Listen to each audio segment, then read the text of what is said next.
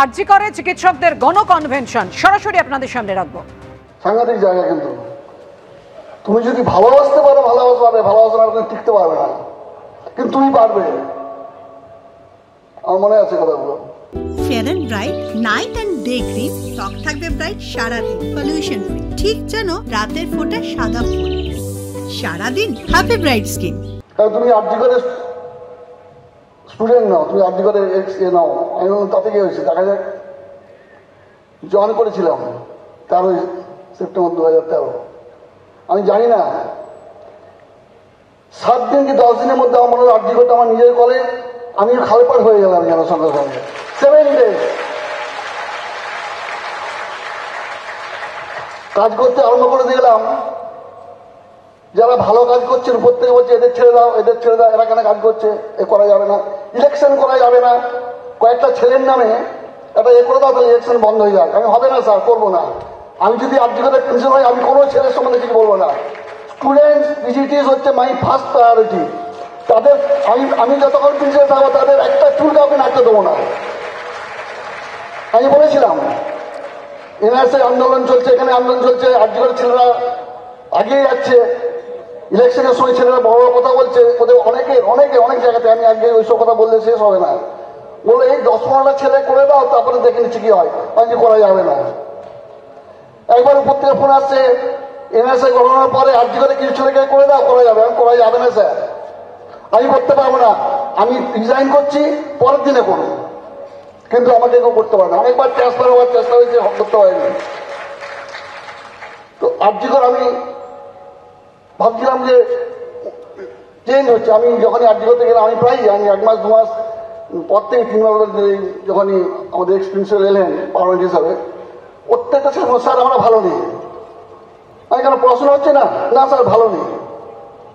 এমনকি ফোন করতে করতে বলছে স্যার একটা সার্টিফিকেট যেটা আপনি সঙ্গে সঙ্গে করে দিতেন, 7 দিন ধরে প্রিন্সিপাল চেম্বারে বাইরে দাঁড়িয়ে আছে, বলতে কেনে ফেললো, কাঁদছে। আমি বললাম কাঁদছিস কেন, বল কি হয়েছে? বলছে যে কাজগুলো স্যার আপনার কাছে গেলে হতো, আপনি আমাদের বুঝিয়ে দিতেন, সে কাজগুলো আমরা করাতে পারছিলাম না।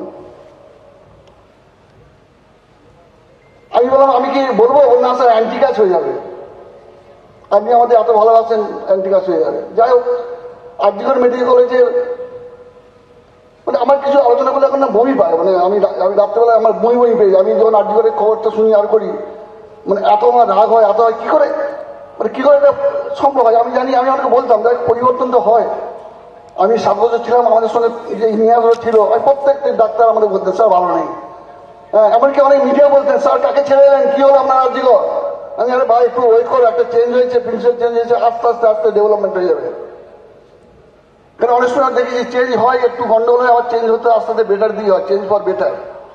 কিন্তু আস্তে আস্তে আমি যাই না। কিন্তু এই ঘটনাটা আমি এখনো বিশ্বাস করি এই ঘটনাটা ঘটে গেল, অথচ ঘটনাটা ধরা পড়বে না, সবাই জানা যাবে না কিভাবে করে, এটা কিভাবে সম্ভব। আমরা তো একটা কথা শুনতাম যে আমরা একটা সার্জেন্টের কথা বলি যে 1 stitch in time saves 9। তো এটার কেনা জানে যে একটা ঘটনা ঘটে গেল, সেই জায়গাটায় অকারেন্স হলো, তারপরে আস্তে আস্তে এতদিন কেটে গেল, আর কি করে এটা কি সম্ভব? আমি এখনো বুঝতে পারছি এটা সম্ভব। এটা কি সম্ভব যে এখনো যারা করেছে কি করে হলো?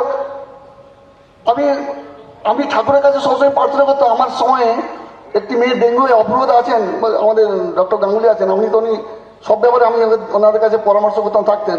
একটি মেয়ে ডেঙ্গু ছিল, তারপরে একটা মাইলর লিকুইড ছিল, মেয়েটি মারা গেছিল। কুসুম মালিনী বলে একটি মেয়ে হতো, আমার মনে নেই। তো সে মারা গেল। আমি তখন খুব মানে কান্নাকাটি করে ভগবানের কাছে প্রার্থনা করতাম যে স্যার আরজি করে যতদিন আছি আমি যেন কোনো স্টুডেন্টের মৃত্যু আমাকে দেখতে না হয়, তাহলে আমাকে তার আগে তুমি মেরে দিও, আমি কোনো স্টুডেন্টের মৃত্যু যেন আমার চোখের সামনে কোনো দেখতে না হয়। এবং তারপর আরেকটি মেয়ে আমার সময় একটি পিজিটি আমাদের সুইসাইড করেছিল। আমি তাদের বাবা মাকে বলেছিলাম যে আর, এবং যখন কনফারেন্সে মিটিং আমি একটা কথাই বলতাম যে আর যেন এই ঘটনা দেখতে না হয়, আর যেন ঘটনা দেখতে হয়। এবং আমি এই স্টুডেন্টদের যাতে কোনো অসুবিধা না হয়, হোস্টেলে যাওয়ার থেকে আরম্ভ করে, রাউন্ড দেওয়ার থেকে আরম্ভ করে, প্রত্যেকে ভালোবাসা পেয়েছি। কিন্তু আমি যেটা আরজি করে যে ডেভেলপমেন্টটা হয়েছে সেটা কিন্তু আমি উপলক্ষ মাত্র। আমার যে ফ্যাকাল্টিস, যে স্টুডেন্টস, তাদের কাছ থেকে আমি I been backed up so strictly, তার জন্য আমি এই কাজটা করতে পেরেছি। আরজি করে আমি বিশ্বাস করি আরজি করে যে ইন্ডিকেটর দেখেছি দেখেছি, আমি অনেকগুলো জায়গাতে কাজ করেছি, অনেক কলেজ দেখেছি, আরজিকরের ছেলেদের যে ইন্টিগ্রিটি দেখেছি, আই এম শিওর কেউ কিচ্ছু করতে পারবে না। যতই বড় ঘটনা শুনে কেন, আরজিকর আরো বড় হবে, আরজিকর আরো বড় যাবে। আমাদের সময় 11 নম্বর র্যাঙ্ক করেছিলাম, আমরা 15 নম্বর র্যাঙ্ক করেছিলাম। আমি বলছি আরজিকর আরো আরো আরো বড় হয়ে যাবে।